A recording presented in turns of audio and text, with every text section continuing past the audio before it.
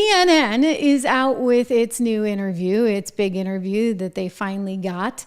And I'm glad that she did the interview, Kamala Harris sitting down with Dana Bash.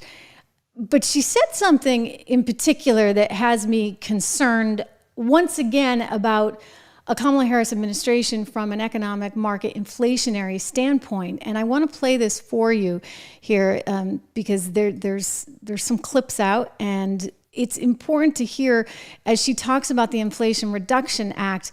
I think we know there was no way in HELL that there was any inflation reduction going on. I mean, that's a giant joke. And she kind of admits it here because she talks about how wedded she is to some of these ideas that she was able to get through, which, let me be very clear, have nothing to do with reducing inflation. Generally speaking, how should voters look at some of the changes that you've made, that you've explained some of here in your policy? Is it because you have more experience now and you've learned more about the information? Is it because you were running for president in a Democratic primary? And should they feel comfortable and confident that what you're saying now is going to be your policy moving forward? Dana, I think the most important and most significant aspect of my policy perspective and decisions is my values have not changed. You mentioned the Green New Deal.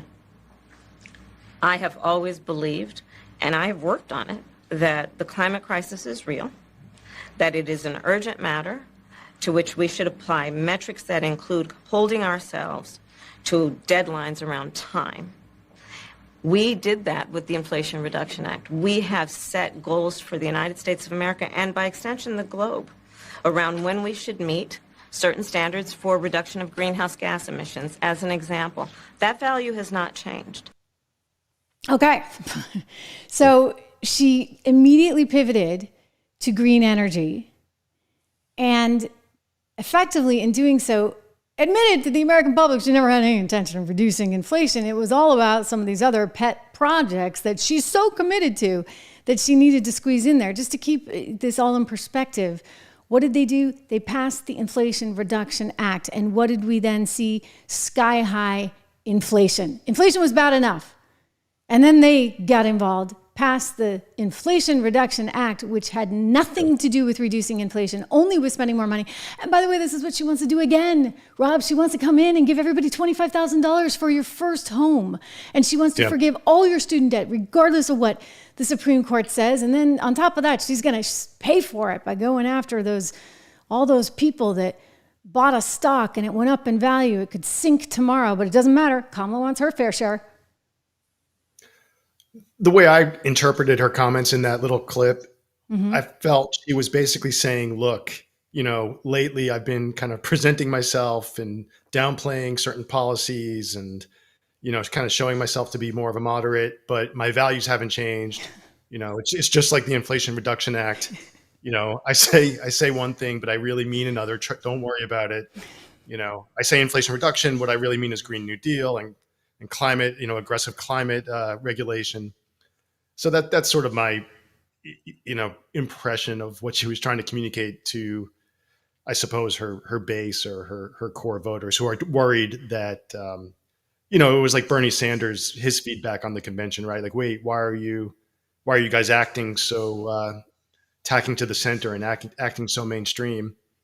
And she's, I guess, providing some reassurance that no, she's the Kamala Harris. She really is. Well, look, I don't think she's mainstream at all. Not when I hear what they're actually proposing.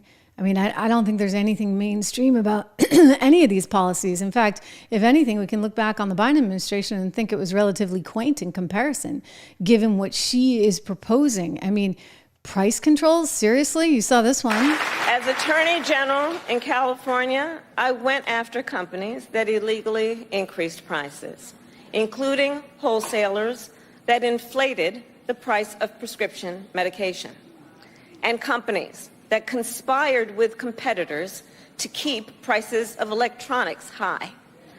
I won more than $1 billion for consumers.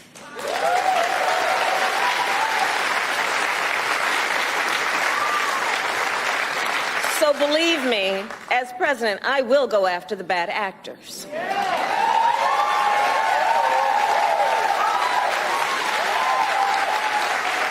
And I will work to pass the first ever federal ban on price gauging on food. Oh my God, she can't even say gouging. I mean, I don't think, how do I say this nicely? I don't think she's the brightest bulb on the planet. Unfortunately for her, unfortunately for the country. I mean, it's just sort of amazing that we can be in a situation right now where this particular woman is running for the presidency. But look, America didn't pick her. I mean, I think people need to remember that. Rob, America did not pick this woman who could very well be the president of the United States. I mean, I don't think it's going to happen, but crazier things have.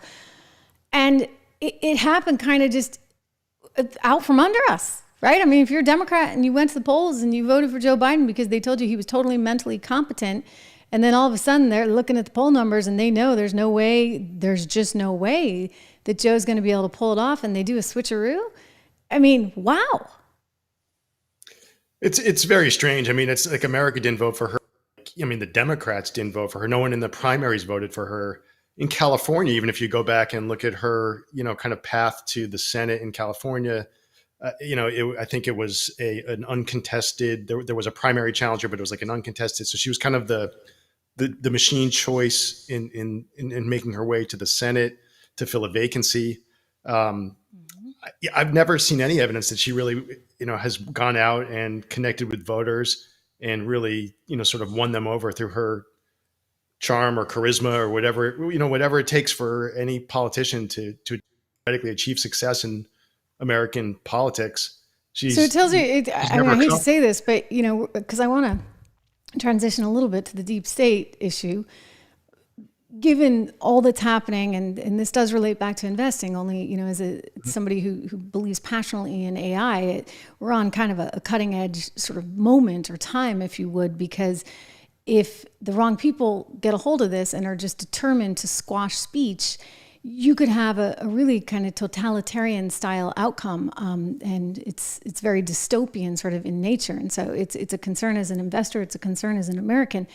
But she's somebody who's never won an election, but somebody liked her. Somebody out there, I'm assuming Obama, was like, this is it. This is our ticket.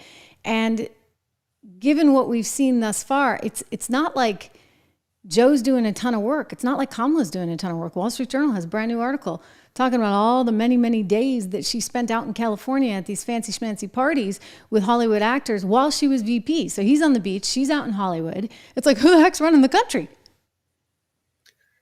And I guess the team that wants to continue running the country. Right. So she's sort of the figurehead for the party. She's being installed by the party, and it's just like unprecedented, and I think, we talked about it the other day. I mean, typically in the United States, you have these politicians who kind of have a groundswell of individual support and sort of lead the party. Mm-hmm. You don't have these individuals who are sort of picked by sort of nameless, faceless kind of influential figures, whether they're donors or whether it's Obama, in the party, just sort of saying, oh no, you're going to be the one who, is going to be president. And like really her background, I mean, I guess she's kind of a conventional leftist. I've never really heard her say anything particularly interesting or sort of knowledgeable about foreign policy, economic policy, right? I mean, that's not her background at all. Her background, I guess, is as a DA, and she kind of knows her way around the social issues that she's interested in. Mm-hmm. But, I think she's gonna sort of go with the flow, and she was named by the party leaders, whoever they are, and she'll presumably answer to them. Right. So she won't have to work that hard. You get the other guys running the show. Look, people think she's basically financially illiterate. David Brooks saying that on NPR the other day. David Brooks is a New York Times columnist, a conservative, if they have one, at the New York Times. And he voiced that concern. You and I have talked about Tim Walz, who, doesn't even own a stock, for goodness sakes. This is the guy that would be the vice president, and he's earned six figures for the last however many years, 20 years, and he hasn't bothered to buy one stock or his home, and clearly doesn't believe in ownership, I guess. Either that or is just a spendthrift or not that bright. 30 plane tickets to China, round trip, that adds up, I guess. You can't... Man, oh man. That's in the New York Times, by the way. It's 30 over the years, 30 trips. Oh my gosh. So it does add up. It does add up. I guess, you're choosing where to think about why would he go to China 30 times? I guess he was just that fascinated with it. I mean, maybe it was in connection with his work as a social studies teacher. I think of interest to him. Look, I've been to China a few times. It's a cool place to go. I mean, I went for work. We won't hold it against you. No, look, China's, you know what? We have a lot to learn from China in a lot of ways, when it comes to the economy and, kind of their version. I'm not praising China, but I'm sort of remarking as someone who's been there and witnessed, and sort of seen what they've created. Mm-hmm. They're capitalist in their own way too, which we shouldn't forget. But no, I mean, I think he certainly has a certain philosophical fondness for China. And when, we talked about the Democrat Party. I mean, when you think about the CCP and how things actually work in China, it's obviously not a democracy. It's a country that's ruled by a political party, called the CCP. And they have this process whereby they kind of internally select the leadership, and it's sort of opaque how it goes down. And it really feels like, are we moving in that direction where God forbid, we have sort of like a one party type system and no real democratic mechanisms to, feed the leadership of that party. And then you have this kind of technocratic state that, is governed in perpetuity by an unelected elite.